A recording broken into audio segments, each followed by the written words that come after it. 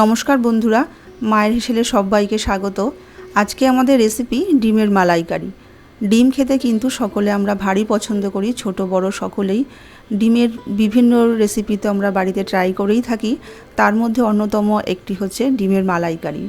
তো সেই রেসিপিটাই আজকে আপনাদের সঙ্গে আমি শেয়ার করব। তো চলুন শুরু করা যাক আজকে আমার ভিডিওটা। আমি এখানে 6টা হাঁসের ডিম নিয়েছি। গ্যাসে একটা বাসন বসিয়ে দিয়ে বেশ অনেকটা পরিমাণে ডিমটা ডুবে যায় এরকম পরিমাণে জল দিয়ে একটু নুন দিয়ে ডিমটা 5 মিনিট সেদ্ধ হতে দেব।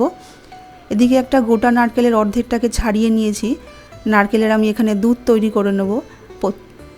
প্রথমে আমি নারকেলটা মিক্সিতে একটু শুধু পেস্ট করে তারপরে অল্প একটু জল দিয়ে আমি নারকেলটা একটা স্মুথ পেস্ট তৈরি করে নিয়েছি। তারপর এরকম একটা বড় ছাঁকনি দিয়ে এরকম একটু ছেঁকে নারকেলের দুধটাকে বার করে নিলাম। নারকেলের ছিবড়াটা কিন্তু ফেলে দেব না, এটা কিন্তু আমরা অন্য বড়ার ক্ষেত্রেও কাজে লাগবে, আমরা ব্যবহার করতে পারবো। এখানে আমি একটা মশলা তৈরি করে নেব। 2টো মাঝারি সাইজের পেঁয়াজ নিয়েছি, 4-5টা রসুনের কোয়া, 1 ইঞ্চি আদা, ঝালের জন্য কাঁচা লঙ্কা, আর নিয়েছি 2 চামচ কাজু বাদাম। এটা দিয়ে সম্পূর্ণ একটা স্মুথ পেস্ট তৈরি করে নিয়েছি। এদিকে আমার ডিমটাও সেদ্ধ হয়ে গেছে। ডিমটা তুলে নিয়ে আমি একটু ঠান্ডা জলের মধ্যে রেখে দিয়েছি। তারপর একটু হালকা গরম অবস্থাতেই ডিমগুলোকে আমি আস্তে আস্তে খোসা ছাড়িয়ে নেব। খোসা ছাড়িয়ে নিয়ে সমস্ত ডিমগুলোর মধ্যে একটু কাট লাগিয়ে নেব, যেন ডিমের মধ্যে মশলাগুলো সুন্দরভাবে ঢুকে যায়। প্রতিটা ডিমের মধ্যেই এইভাবে একটু কাট লাগিয়ে নেব। আমি এবার গ্যাসে একটা কড়াই বসিয়ে দিয়েছি। কড়াইটা গরম করে নিয়ে আমি এখানে 3 চামচ মতন সর্ষের তেল দিয়ে দিলাম, আর দিয়ে দিলাম সর্ষের তেলটা একটু গরম হয়ে গেলে দিয়ে দিলাম 1 চিমটি মতন নুন আর 1 চিমটি হলুদ। নুন হলুদটাকেও কড়াইয়ের মধ্যে একটু মিশিয়ে নিলাম। তারপরে গ্যাসটাকে মিডিয়ামে রেখে ডিমগুলোকে আমি একটু হালকা করে ভেজে নেব।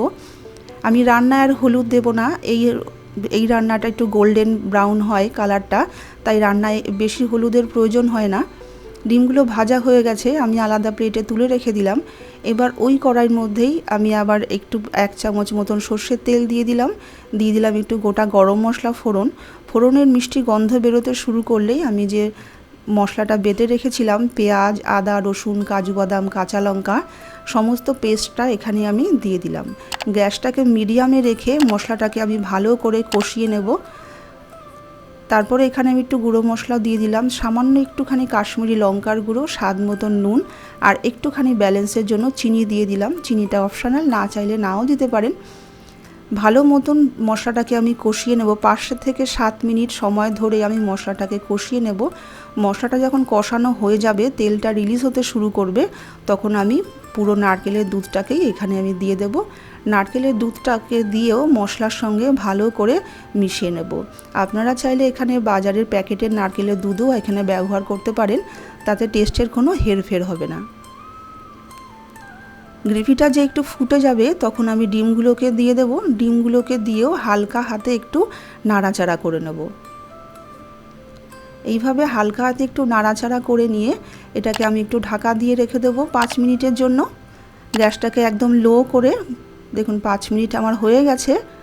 আমার রান্নাটাও হয়ে গেছে। গ্রেভিটা কিন্তু এরকমই থিকনেসটা থাক, কেননা এটা ঠান্ডা হয়ে গেলে এটা কিন্তু আরও গাঢ় হয়ে যাবে। সবশেষে আমি একটু গরম মশলা দিয়ে রান্নাটাকে শেষ করলাম। আশা করি বন্ধুরা আজকে আমার ভিডিওটা আপনার ভালো লেগেছে। যদি ভালো লেগে থাকে প্লিজ একটা লাইক করে দেবেন, আর চ্যানেলটাকে আমার সাবস্ক্রাইব করে দেবেন। তাহলে আজকে এইটুকুই, দেখা হবে অন্য কোনো ভিডিও নিয়ে। নমস্কার।